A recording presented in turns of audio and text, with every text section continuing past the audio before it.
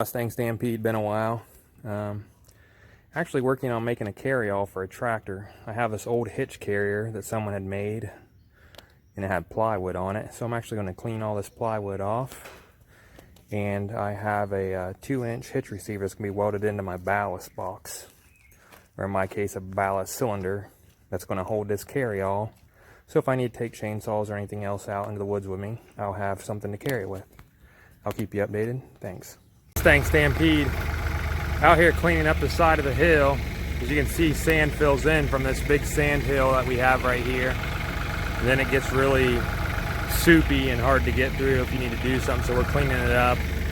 We got the big 580E helping, and then I'm just helping on the 3033R with a front end loader. It's a 320R, and we just finished the ballast yesterday. So here's my ballast.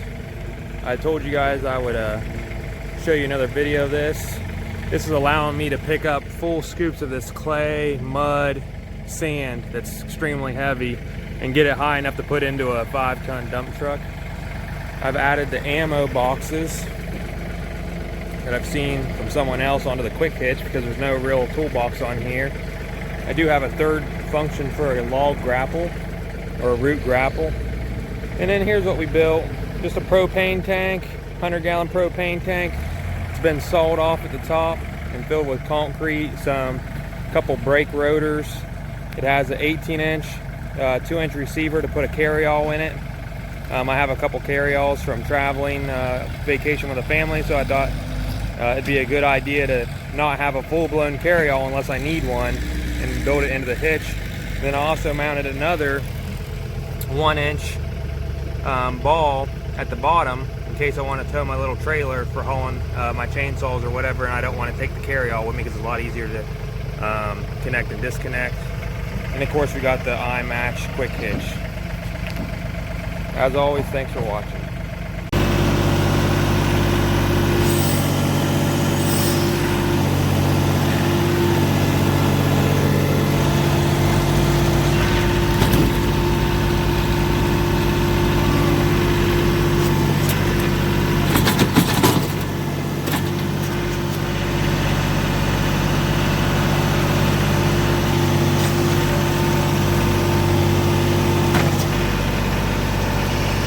Alright, Mustang Stampede, I want to talk about the carryall and ballast. I've already made a quick video about this, and I just kind of wanted to show you how it was set up because it's finally done being welded today. I did use this ballast with a 320R loader this weekend, picking up soupy dirt, which you've seen at the beginning of this video basically. So, and I'm going to splice both videos together, but here's what we got. Basically, I got a free propane tank from a house that I had bought. It was a foreclosure, and they left a 100-gallon propane tank behind. They also left this hitch packer at that house. And it's been sitting alongside my garage for many, many years, and the wood was all rotted, but I knew that the metal frame was still good. So I kind of kept that in mind as a carry-all option for when I was building this ballast. The reason why I wanted to go with a ballast like this is more so because I'm out in the woods a lot, moving firewood, grabbing logs with the grapple, and working in trails that are kind of tight spaces. And if I had a big, normal carry-all that you see, to take my chainsaws and stuff like that out, I'd be kind of limited with mobility once I got out there. So I thought, what if I can combine them all in one? So I do have the quick hitch pins in here, and you can see it's just basically the propane tanks welded on.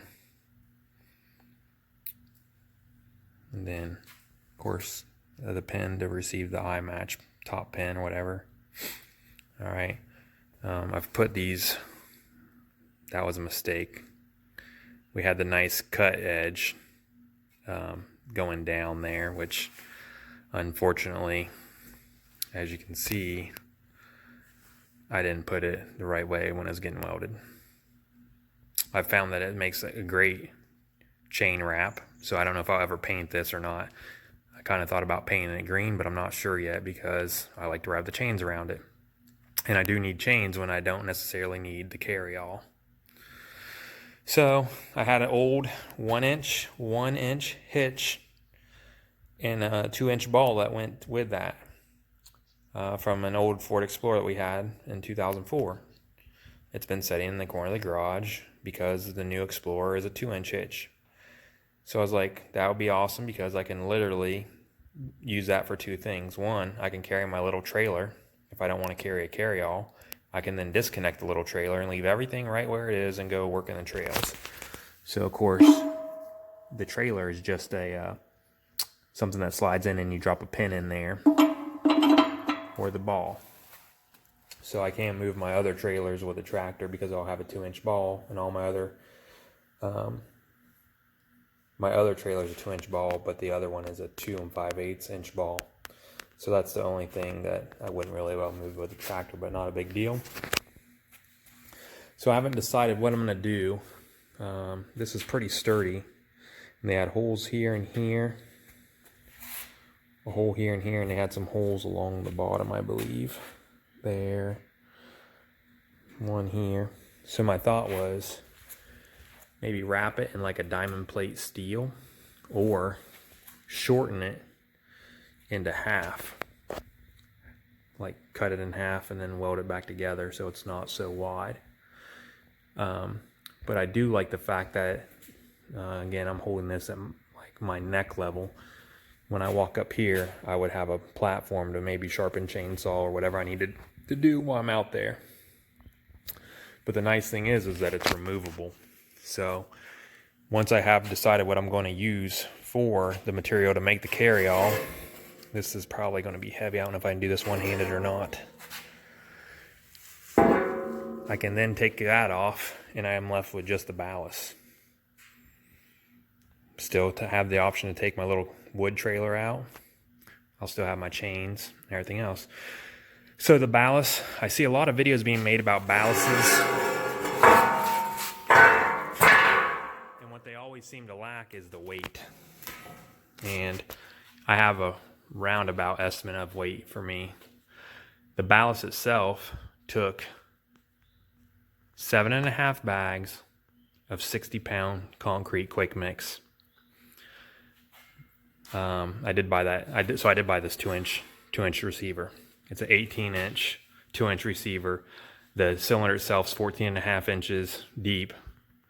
So this was actually welded here on the outside, then on the inside, and then on the inside on the top, we welded a piece of rebar across the top of it, and then it's also welded into the back wall somewhere down here, but not cut through. So that's not going anywhere. Then I had a couple drilled and slotted rotors from my car that were no longer good, so they found their way in there too. So at a minimum, it's over 500 pounds of concrete with all the metal welded to this tank. Probably 75 to 100 pounds in and of itself, and then the log chains. So maybe approaching 700 pounds. I don't have a scale to weigh it, but at least you'll know that it was that many bags of concrete. So I'm still thinking about painting it. I'm thinking about painting the base all black, the hitch black, and then painting the cylinder itself green, and then painting this black. So as always, if you got any questions or you like that idea for a ballast, leave me a comment or whatever, and I'll try and get some more videos of this thing in action. Thanks for watching.